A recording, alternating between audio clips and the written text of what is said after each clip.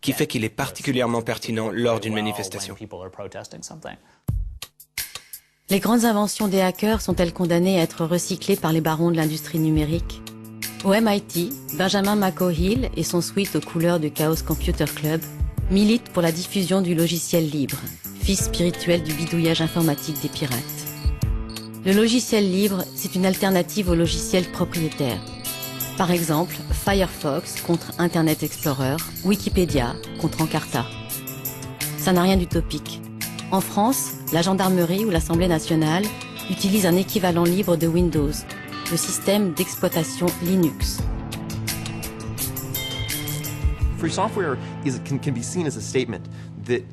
Les militants du logiciel libre estiment que les utilisateurs doivent contrôler la technologie. C'est une prise de position très politique. Dans la mentalité iPhone, l'approche d'Apple, c'est de dire « c'est nous, Apple, qui décidons du fonctionnement de la technologie. Point final. » Et les utilisateurs n'ont pas voix au chapitre. En un sens, c'est une sorte de... comment pourrait-on dire c'est une approche très paternaliste de la technologie. À l'inverse, le principe du logiciel libre, où tout est ouvert, est d'affirmer que le pouvoir doit appartenir à l'utilisateur. Il lui rend ce pouvoir. À un saut de puce de là, le monde universitaire new-yorkais commence à étudier le piratage et son impact hors de l'informatique. Chris Anderson analyse l'influence des techniques du hacking sur le journalisme. Les gens qui savaient programmer se sont dit « Ça marche tellement bien pour les logiciels, pourquoi ne pas essayer la même chose pour le journalisme ?» Le journalisme tel qu'il est pratiqué aujourd'hui dysfonctionne. Voyons si nous pouvons contribuer à l'améliorer. Indie Media, média alternatif créé sur le web pendant les manifestations altermondialistes à Seattle en 1999. Indie Media voulait que tout le monde puisse participer. Tout le monde peut créer de l'information. Et l'accès à cette information devrait être gratuit. Si tout le monde collecte et produit de l'info, l'info sera sans frontières, sans limite. Elle ne sera pas la propriété d'un, mais de tous, en libre circulation partout. Vous savez que, par exemple, on ne reviendra jamais dans un monde où l'on pourrait produire 400 000 rapports sur la guerre en Irak et les garder secrets aux yeux de la planète.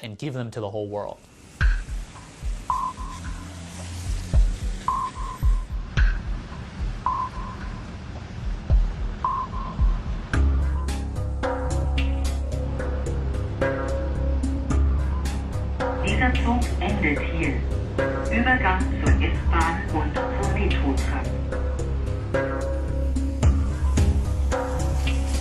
Quand les entreprises ou les gouvernements nous imposent des technologies boiteuses, les équipes du Chaos Computer Club peuvent alors servir de garde-fou. Lorsqu'ils lancent une nouvelle carte d'identité, le ministère de l'Intérieur ne nous consulte pas pour savoir si cette carte est inviolable. Ils ont leurs propres équipes qui se chargent de la sécurité d'un tel système. Donc, sur ce cas précis, nous, on a des gars qui testent cette carte. Ils se sont rendus compte que la nouvelle carte d'identité n'est pas inviolable. Nous avons une attitude positive envers la technologie. Bien sûr, il y a le syndrome Big Brother et toute cette merde, mais nous... On aime jouer avec la technologie. Das ist die Frage in Berlin, wo die Polizei zu klären hat, wie es dazu kam, dass ein junger Mann erhängt in einem Park gefunden wurde. Er nannte sich Tron und er war in seiner Szene ein Star. Seine Szene, das war die Szene der Computerhacker, dieser jungen Genies, die ihre Fähigkeiten mit dem Computer oft zwischen legal und illegal beweisen. War er nun einfach nur am Leben gescheitert oder, wie manche in der Computerszene glauben, beiseite geräumt, weil er zu viel konnte und zu viel wusste? Dieser Park in Berlin-Neukölln birgt das Geheimnis um den Tod des Informatikers Boris F. Am vergangenen Donnerstag fand ein Spaziergänger die Leiche des Computergenies erhängt an einem Baum. Seitdem wird gerätselt. War es Mord oder Selbstmord? In Fachkreisen war Boris F. unter dem Decknamen Tron bekannt. Aufsehen erregte er vor 3 Jahren. Damals entwickelte er die sogenannte Wunderkarte, eine Kopie der Telefonkarte der Telekom. Dadurch konnte der talentierte Hacker beweisen, dass Telefonkarten nicht fälschungssicher sind. Dass er dabei allerdings in seinem Forschungsdrang selbst die Grenzen der Legalität überschritt, brachte ihm 10 Monate auf Bewährung ein. Der plötzliche Tod des 26-Jährigen. Wichtig könnten auch die Aussagen der Mitglieder des Chaos Computer Clubs sein. Hier ging auch Boris ein und aus. Seit dem Tod ihres Freundes geht bei den Hackern die Angst um. An Selbstmord glaubt hier niemand. Ich gehe nicht von Selbstmordabsichten aus und es entspricht auch nicht seinem Charakter, da er sich immer sehr offen verhalten hat. Wir gehen von einem Mord aus, aber mehr sage ich dazu nicht. Tron était un vrai génie sur le plan technique. Il n'avait ni conscience des conséquences commerciales de son travail, ni des implications politiques de la technologie qu'il manipulait. Malheureusement, il s'est rapproché de gens qui jouaient un jeu pas très clair, de gens défendant les intérêts d'entreprises de médias. Quand Tron a été tué en 1998, beaucoup de hackers ont ouvert les yeux après cette histoire. Pour eux, cela voulait dire que certaines affaires peuvent avoir un tel impact pour les gouvernements ou pour les grosses compagnies qu'ils sont prêts à envoyer des assassins pour vous tuer. Tron n'est pas un exemple unique. C'était déjà arrivé 10 ans avant avec Karl Koch, qui était impliqué dans des affaires avec le KGB. La dernière star du piratage, c'est Julian Assange, celui qu'on présente comme le fondateur de Wikileaks, le site qui fait trembler l'administration américaine. Daniel Domscheit-Berg était un des proches d'Assange dans l'organigramme. Ils se sont fâchés par chat interposé. Daniel a reproché à Julian de prendre seul les décisions, de se focaliser exclusivement sur les États-Unis, alors que des dossiers d'autres pays dorment dans les serveurs de Wikileaks.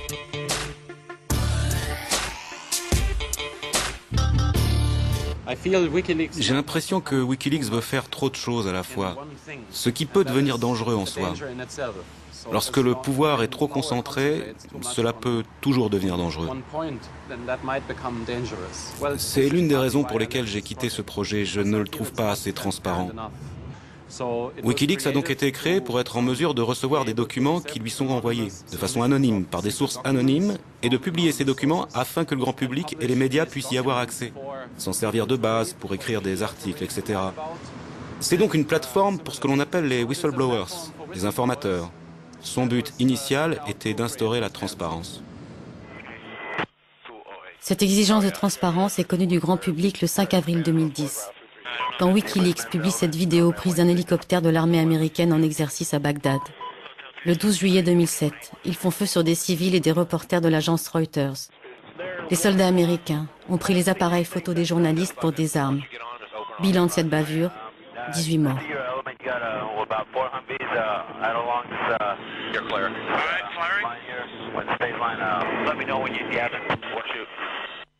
Light them all up. Come on, fire!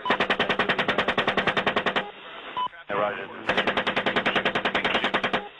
Keep shooting.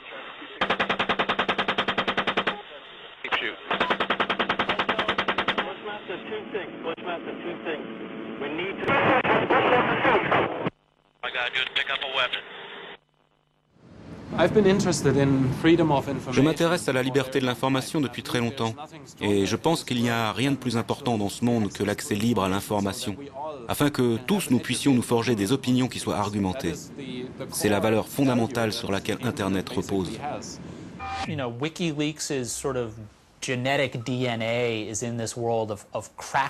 L'ADN de Wikileaks, c'est de déverrouiller et pénétrer les serveurs de la planète, d'ouvrir les espaces numériques, d'enfoncer les portes pour faire sortir l'information.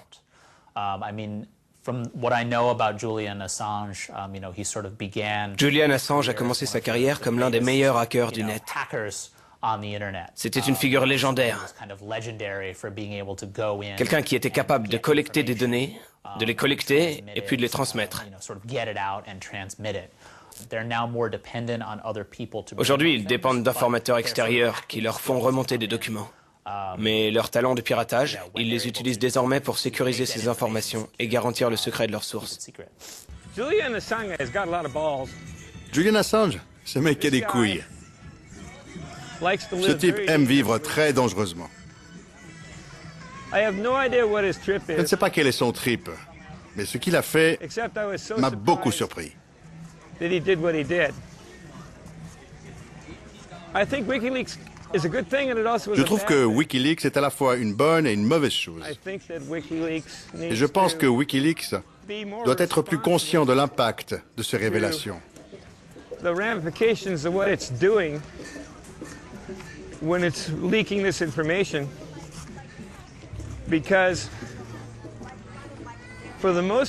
Parce qu'en général, quand on balance des noms, ça peut coûter la vie à certaines personnes. Il n'y a pas de doute. C'est une situation explosive. L'ère de la bidouille peut-elle résister à des ordinateurs qui fonctionnent de mieux en mieux? Et si l'omniprésence des hackers n'était qu'un chant du cygne? Il est important d'avoir encore des gens qui apprennent les bases de l'informatique. Les vrais hackers ne demandent qu'à connaître ces bases. Ils veulent en savoir le plus possible. Et j'espère que ce goût pour l'apprentissage perdurera. Quand j'ai parlé à Bill Gates... Bill Gates, deuxième fortune mondiale, pionnier de l'informatique et fondateur de Microsoft le 4 avril 1975. Quand j'ai parlé à Bill Gates pour le 25e anniversaire de Hacker, il m'a justement fait un laïus à propos du fait que plus personne ne programme à partir des lignes de code qui sont la base du langage informatique. Plus besoin, il y a des outils pour faire ça, et ils vous permettent de bosser directement au niveau supérieur. Pourtant, il faut bien que quelqu'un conserve ce savoir. Comment progresser si on a perdu les bases? Je me rappelle d'énormes sites, quand j'ai commencé Internet, où il y avait énormément d'infos sur le hacking, qui n'existe plus, et on n'a plus de sauvegarde, on n'a plus rien dessus. On est dans une société de l'information, mais où tout peut être effacé instantanément au niveau de l'information, ce qui est quand même super paradoxal. Donc, et on n'a toujours pas trouvé de vraies solutions à la sauvegarde. Comment les universitaires et les médias parleront des hackers dans 50 ans? C'est difficile à dire. C'est difficile à dire parce que l'Internet évolue tellement vite. Il est tout à fait possible que dans quelques dizaines d'années, les gouvernements et les multinationales disent « Hey, tu te rappelles ces sales gosses qui foutaient la pagaille ?»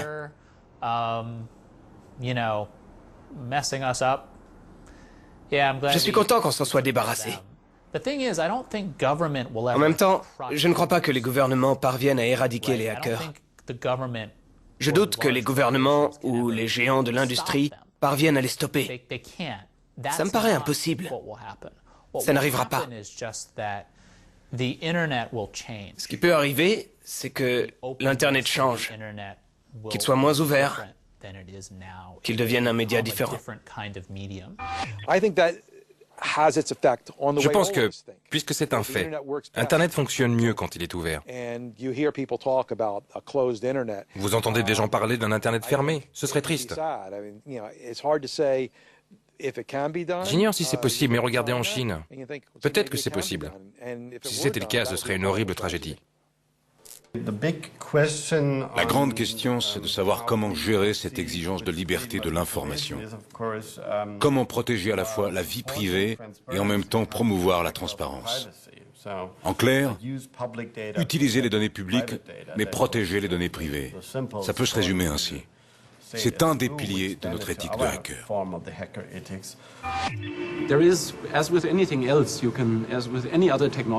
Le piratage, c'est comme toutes les autres technologies. Vous pouvez l'utiliser pour quelque chose de bon ou quelque chose de mauvais. Mais la technologie en soi reste quelque chose de neutre. C'est une nuance très importante. Il y aura toujours une culture du piratage. Elle continuera d'exister même si elle est en perpétuelle mutation. Qui sait ce qui va arriver?